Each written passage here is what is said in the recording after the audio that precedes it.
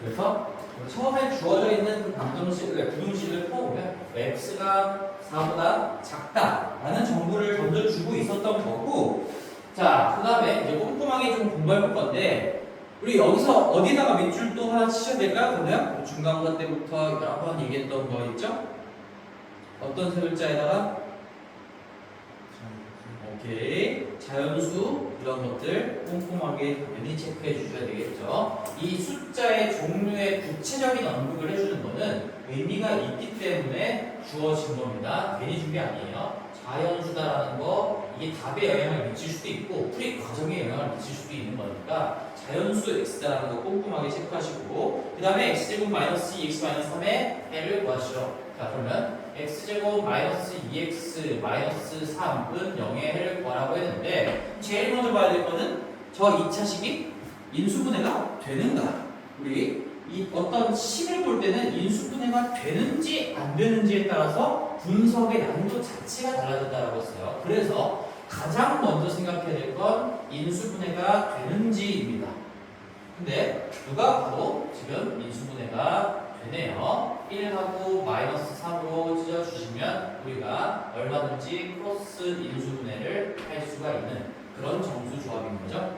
따라서 얘 인수분해 결과는 x 플러스 1에다가 x 마이너스 3을 곱한 걸로 표현할 수가 있기 때문에 지금 이 2차 방정식의 해는, 즉 이 등호를 성립시키는 x값은 여기가 0이어서 0이 될 수도 있고 여기가 0이어서 0이 될 수도 있는 거니까 이 x가 방정식에는 마이너스 1 또는 3이 된다. 이렇게 쓰는 거죠. 그치? 그러면 이 문제의 정답은 뭐라고 해야 됩니까? x는 4 미만의 자연수입니다라는 걸 깔아놓은 상태에서 여기 두 개가 다 최종적인 정답이 아니지, 얘는 자연수가 아니다라는 것 때문에 요 3만이 진짜 최종적인 정답으로 선정이 되는 거죠. 689번이었고요. 자, 그 다음에 우리 692번 넣어볼게요. 692번. 자, 692번. 692번 보시면은 얘는 지금 2차 방정식 x제곱 더하기 ax-b는 0이야. x제곱 더하기 ax-b는 0에 원래 해를 구하는 게 일반적인 흐름인데 얘는 해를 줬죠. 해랑 근이랑 똑같은 말입니다. 솔루션이죠. 솔루션. x는 2라는 게 지금 이 방정식의 솔루션이 된대요. 그럼 우리 습관적으로 뭐 해봐야 돼요? 솔루션. 야, 답을 알려줬어. 키를 알려줬어. 이 x에 들어가는 꽂을 수 있는 열쇠를 알려줬어. 그러면 꽂아봐야지. 그치? 이게 습관인 거죠. 해를 알려줬으면 x자리에다가 2를 집어넣어 보는 겁니다. 그걸 우리는 대입이라고 부르는 거죠. 대입을 해보시면요, 4 더하기 2a 마이너스 b가 0이 되는구나. 이게 솔루션이니까 2를 집어넣어도 당연히 등호가 깨지지 않다라는 거죠. 아닙니다. 우리 정보 하나 얻고요. 그 다음에 또 다른 방정식이 있습니다. 우리가 3x 제곱 더하기 bx 플러스 a는 0이라는 새로운 x에 대한 방정식이 있는데, 이놈의 근도, 근 중에 하나가 지금 마이너스 3분의 1이래요. 시우야, 그럼 뭐 해야 된다고? 솔루션을 알려줬어. 뭐 해봐? 오케이, 좋아요. 대입을 해본다라는 거는 당연히 해봐야 되는 학생의 부류인 거예요. 지금 키를 꽂아봐야 되겠죠? 그럼 9분의 1에 3이니까 그러니까 3분의 1 마이너스 3분의 1b 더하기 a가 0인 거고, 지금 개수에 뭐 분수들이 좀 들어가 있으니까 좀 복잡하죠? 분수가 싫으니까 양변에다가 3을 곱하면서 이 등식의 본질을 깨지 않으면서 표현만 이쁘게 좀 정리해 볼게요. 3을 곱하시면 3a 먼저 쓰고 너는 마이너스 b 쓰고 더하기 1, 우변에다가 3을 곱해봤자 어차피 0인 거죠. 그래서 우리는 이 문제를 통해서 지금 a랑 b 값을 구하라고 했는데 a랑 b에 대한 관계식이라는 말은 어려운 표현이 아닙니다. a랑 b가 들어가 있고 등호 또는 부등호가 들어가 있는, 말 그대로 관계를 설명해 주고 있는 등식이나 부등식을 관계식이라고 부르는 건데요. 그러면 오늘 수업했던 내용 중에 중요한 것도 있죠? 등호는 문자 하나를 줄여줄 수 있는 힘이 있다. 그러니까 A랑 B가 들어가는 식 두 개가 있으면 반드시 A 값, B 값이 결정이 될 수 있는 겁니다. 뭐 반드시가 아니에요. 사실 이거랑 좀 본질이 달라야 되는 겁니다. 이것도 우리 중학교 때 배웠던 2학년 때 배웠나요? 이런 것들. 이거 A-2B가 1입니다. 이거랑 2A-4B가 2입니다. A랑 B에 대한 관계식이 이렇게 두 개가 있으면 이건 A, B 값이 결정이 안 되지. 왜? 왜 안 돼? 이거 왜 안 되는 거야? 이거 두 개는? 이건 두 개가 아니야. 하나야, 하나.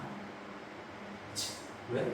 이거 양변에 2 곱하면 이해되는 거예요. 그러니까 이걸 양변에 뭔가 드모를 깨지 않으면서 양변에 똑같은 행동을 해서 얘를 만들어낼 수 있기 때문에 지금 위의 식이랑 아래 식은 그냥 똑같은 겁니다. 하나밖에 없는 거고요. 그래서 이걸 우리가 뭐 직선에서 두 직선이 일치하면은 해가 무수히 많습니다. 뭐 평행하면 해가 없습니다. 뭐 이런 것들을 배웠던 거고요. 그걸 이제 식적으로 해석을 하면 이런 의미가 되는 거죠. 근데 얘는 지금 이거 두 개는 그런 상황이 아니기 때문에 연립하시면 반드시 풀리게 되겠네요. 다시 한번 써볼게. 여기다가 밑에다가 써보자. 2A-B 더하기 4가 0이다라는 게 저쪽에서 보여놨던 1번 관계식인 거니까 우리 익히 알고 있는 가강법을 통해서 구하시면 되겠죠. 아래에서 위에서 아래를 빼볼게요.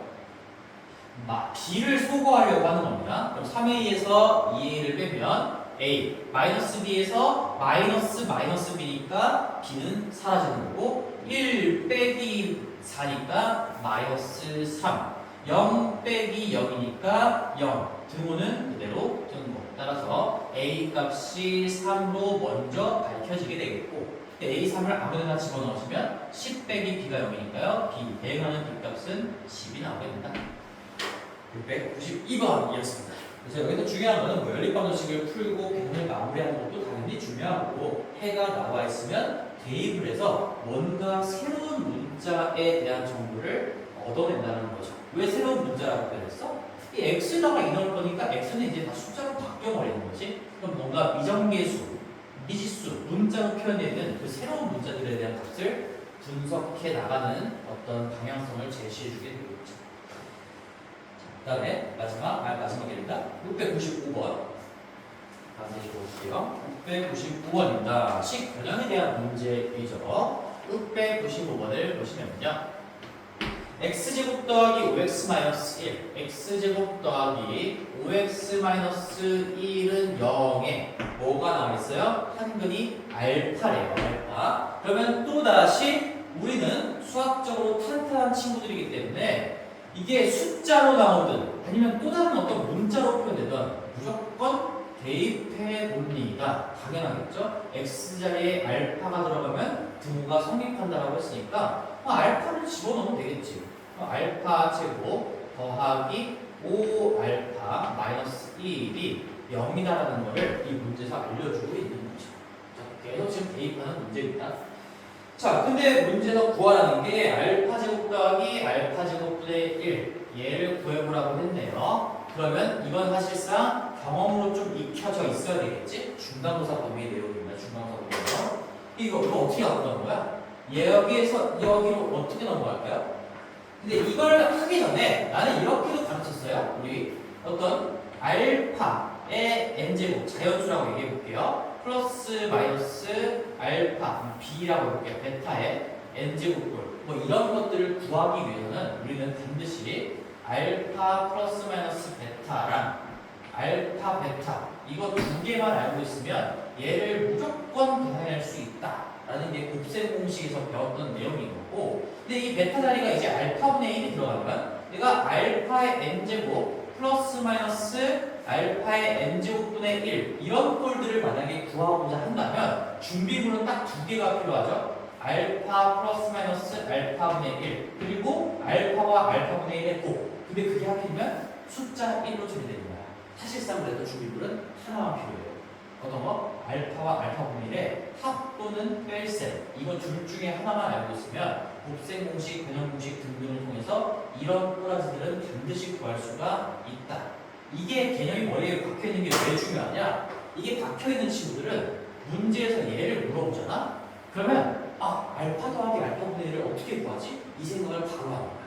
아니면 알파 마이너스 알파분의 1은 어떻게 구하지? 내가 얘를 구하려면 알파 더하기 알파분의 1 이거 아니면 알파 마이너스 알파분의 1 이것만 알고 있으면 무조건 구할 수가 있다니까요. 둘 중에 하나만 있으면 돼요. 이거 제곱한 다음에 빼기 2하면 얘고요. 이거 제곱한 다음에 더하기 2하면 얘기 때문에 우리 배운 공식에서 그런 것들을 배워왔던 거잖아. 근데 얘를 어떻게 구할까라는 생각을 하다 보면 이 식을 가지고 얘를 구하는 문제구나 이렇게 연결이 될 거고, 그러면 우리는 여기서 알파로 나눠봐야겠다라는 생각을 자연스럽게 할 수가 있습니다.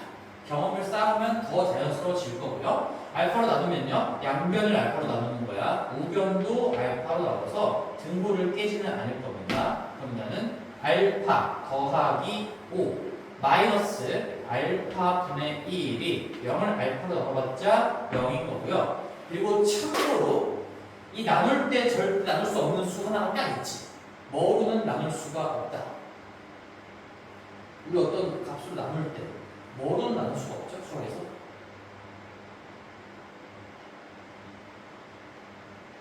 어떤 값으로 나눌 수 없다. 초등학생이니 지금? 0으로 나눌 수는 없다 라는 거는 우리 0이라는 걸 배울 때부터 배울 때고요. 우리 0분의 3 이런 거는 수학적으로 정의가 되지 않습니다. 0으로 나눌 수는 없어요. 0을 몇 개를 가지고 있어야 3이 되는데 불가능해요. 이래서 수학적으로 이건 값으로 표현이 되지 않고요. 그래서 내가 양변을 지금 알파로 나눌게요 했을 때도 너희들이 이 알파가 0이면 어떡하려고? 이런 생각을 했어야 되는 겁니다. 근데 알파는 뭐 때문에 절대 0이 아니야? 여기 때문에 절대로 0이 아니죠. 여기 때문에, 이것 때문에 알파가 0이 아니라는 걸 바로 알 수가 있는 거지. 이게 무슨 말인지 잘 이해가 되나요? 어디야? 인수정리 때문이죠. 인수정리 때문에. 여기가 0이 아닌 숫자가 꽂혀 있다는 건 이 알파, 여기 x자리에다가 이 알파가 근이잖아? 근데 이게 0이었다면 이 x자리에 0 넣었을 때 이게 0이 돼야 된다는 얘기인데 0 넣으면 여기는 문자들이 다 0으로 사라지는 거고, 근데 이게 등호가 성립하려면 여기 상수한 부분이 0이었어야 됩니다. 그러면 반대로 얘기하면 여기가 0이 아닌 숫자가 남아있으면 이건 절대로 x자리에 0이 들어가서는 등호를 성립시킬 수가 없다라는 얘기인 거지. 그래서 우리는 알파가 0이 아닌 건 확실하게 알고 있기 때문에 나누기 알파를 해도 아무런 상관이 없다라는 겁니다. 그래서 알파 제곱이 알파가 되고요, 5알파가 5가 되고요, 1이 알파분의 1이 되고요. 여기서 우리는 얻을 수 있는 정보, 이걸 얻을 수 있구나. 알파 마이너스 알파분의 1이 5만 넘기면 되겠죠? 이게 마이너스 5. 따라서 준비물 중에 얘를 얻어낸 겁니다. 얘가 마이너스 5예요. 그럼 정답은 얼마예요? 27. 참고로 이런 것들은 이제 중간고사 범위 때부터 우리가 수도 없이 공부를 해왔던 거기 때문에 이런 변형 공식들은 지금 구구단처럼 익혀져 있지 않으면 조금 곤란합니다. 알파 마이너스 알파분의 1을 제곱하면 이게 알파 제곱분의 1 요 두 개 나오는데 요거 두 개 곱한 거 두 배가 마이너스 2로 나오기 때문에 그걸 더하기 2로 상쇄를 시켜줘야 딱 얘 두 개만 남게 되겠지. 이걸 변형 공식이라고 부르죠. 얘를 가지고 얘를 구하는 방법 중에 하나. 그래서 25, 마이너스 5의 제곱이니까 25에 더하기 2니까요. 이걸 값수로 얘기하면 이제 27이 되고 이 문제 정답은 27이 되게 됩니다. 695번이었습니다. 어떤 느낌인지 알겠지? 우리 695번을 풀면서도 또 하나 느낄 수가 있겠죠? 수학은 누적 학습이다. 이 앞에 중1, 중2, 중3 지금까지 했던 개념 중에 하나라도 빵꾸가 뚫려있으면 뭔가 그것 때문에 손해보는 경우가 반드시 생길 수밖에 없어요. 그럼 그걸 어떻게 합니까? 이제 와서 선생님이 최대한 도와줄 거야. 최대한 메꿀 수 있게 그때그때마다 도와주면 너희들은 그때그때 까먹는 게 있으면 그때그때 집에 가서 해야지가 아니라 그때그때 끝내려고 노력을 하셔야 되고요. 다음 페이지 4 페이지로 넘어와서 우리 702번 볼게요. 702번.